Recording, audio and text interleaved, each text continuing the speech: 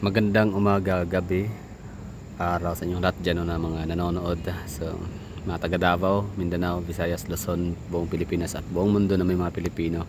Have a good day ho sa inyong lahat, no? So, ito hong nakikita ho ninyo ngayon dito sa ating screen ay ang view ng Davao City kapag alas 12 ng gabi, tanghaling, ano tawag yan? Midnight, no?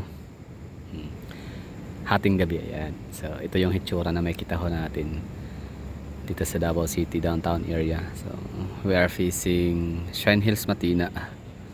So since 12 midnight na ho siya, so wala na tayong masyadong makikitang mga city lights, although maliwanag pa rin naman, no? Pero syempre ang dami na rin mga establishments na nagto-turn off na ng kanilang mga lightings. For example, mga universities, eskwelahan, mga hotels, and of course mga condominiums. So nagto-turn off na sila mga ilaw nila kasi nga wala na, no? Gabi na, turog ng mga tao. Pero aninag pa rin natin, no? Yung cities, sa ito, yung city lights ng ating urban area ng Davao City. So kung ba isa-isahin natin yung mga gusali na ikita ho natin, mahirap din, hindi natin siya kabisado. So lahat gabi na. So ito, may nakita tayo dito, for example ito, this is asan na yun? So I think that's UIC, University of Immaculate Conception, sa may Bangkirohan branch. Ito naman ang ano yan, AMA University, pero di ako sigurado. Ito naman, I think di rin ako sure ano yan. Parang Jotel Inn, parang hotel, tama. Hotel, maliit na hotel. Tapos ito naman Davao Doc. Yan, Davao Doctors Hospital. Pero di rin na sure Davao Doctors Hospital ba talaga yan. Sa mga taga Davao lang, ha. Wala tayong topic, wala lang. Gusto ko lang ipakita sa inyo ang hitsura ng ating downtown Davao pagkagabi. Ito siya ang ano, ha. It's Cebu Landmaster Davao Paragon or Paragon Davao. And sa malayo, yan yung malaking gusali na yan na may mga pailaw-ilaw. So that's Vivaldi Residences. Yan ho, yan yung ating sorry, no. It's Verdon Park. Kasi Verdon, Vivaldi, di ba? Hindi nyo masisi. Anyway, ano yan? Yan ay condominium, no. Isa yan sa pinakamalaking condominium yata sa Davao City, if I'm not mistaken. Tapos hindi man siya pinakamataas, pero palawakan, palakihan ng ano, ng kanyang size. So Verdon Park yata pinaka-king. Wala na rin siyang ilaw masyado kasi gabi na nga. So dito naman na area, yan, ito yung Philcrest Centrale, Optong, ganun. Ito naman, ano to, hindi ko alam, no? Basta dami yung gusali dito na area. Si Emrecto Avenue or si Emrecto Street.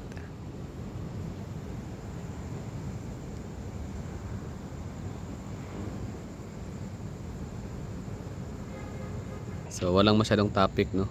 Kumbaga gusto ko lang i-flex itong ganda ng Davao City. Pag-uusapan natin yung mga high-rise buildings na. So we have that in Davao City. Kaya nga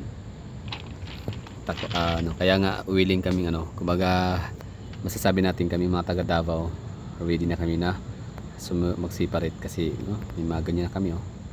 It's an indication, sign ng progress, means kaya na namin talagang mag-show up, kaya namin mag-soar high, no? Kaya namin mag skyrocket, no, ang aming economy kapag Davao City is meron na siyang sariling kasarinlan, no, sovereignty. So mayroon na kaming kalayaang makapagawa ng sarili naming batas at sistema, hindi yung corrupt government system ngayon na existing sa ating bansa. So dito, anong gusali ba to dito? Balikan natin. So ito ang Metrobank sa may Ramon Magsaysay Avenue. Okay. Ito naman gusali, di ko alam anong gusali yan, somewhere in Villa Abrille. Ateneo de Davao University pala, no? Kaso nga lang madilim.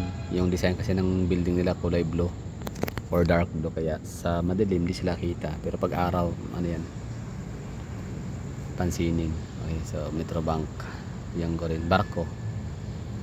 Ayan. And ito naman ang blood, mga blood donor, ano tawag dyan, basta blood. Ito naman ay the Grand Pinnacle, ano man tawag dyan pagka pronounce, ganun bahala. Santa Ana Avenue. Holy Cross of Davao hindi natin kita kasi nasa likuran siya nitong Gaisano Mall of Davao. Laki, no? Ito na yata pinakamalaking Gaisano Mall sa buong Pilipinas. Correct me if I'm wrong, if I'm mistaken. Correct niyo ako, no? Tingin ko lang din naman yun eh. Ito naman ang, hindi ko alam, no? Parang somewhere in San Pedro Cadiz daw yan eh. Ito naman yung Davao Finance Center ng Daco Loop. Diyan yung mga tatlong call center na Teleperformance, iCore, and VXI. Hindi ako sure, sa tatlong BPO meron dyan. That's part of Mega World District or Mega World, Park District by Mega World. Diba? Dami mga Harris building sa lugar sa Davao City. Meron pa doon, ang dami yung sa Bahada area. So yun na siguro, no, ang aking fixing. So kung ikay taga Davao City na you get wondered or you wondered how it looks like or anong itsura ng syudad natin sa gabi. So ito yun. Sa mga hindi naman taga Davao City, curious kung gano'n nga ba kayaman ang Davao City, totoo ba talaga na super progressive ho ito? So totoo ho yan, kita nyo naman. That's a part of prosperity. That's highlight, skyrise, high-rise building rather. These high-rise buildings and establishments indicates progress. Ayan.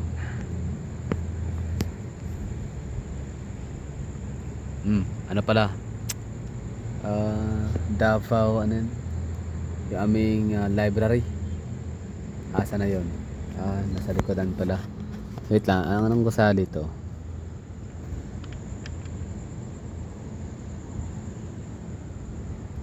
Wait lang, may building Di ko alam kung anong gusali yan, anong building. Basta parang harap lang siya ng, is that Connectis? Yan ba yung Connectis? Sutherland? Di rin ako sure, no? Gusali yan, no? Baka yun yung Davao. Tama, basta ito pala Davao. Shout out dyan sa mga naka-experience na mag-disco sa Davao. Hindi ko naranasan yun, no? So congrats sa inyo. Hindi ko na-experience kasi hanggang lang kami dati, Times Beach, Bunguyan, ganun. Okay, thank you for watching. Yun lang may offer ko sa inyong view sa Davao City, yung city lights or city view sa gabi.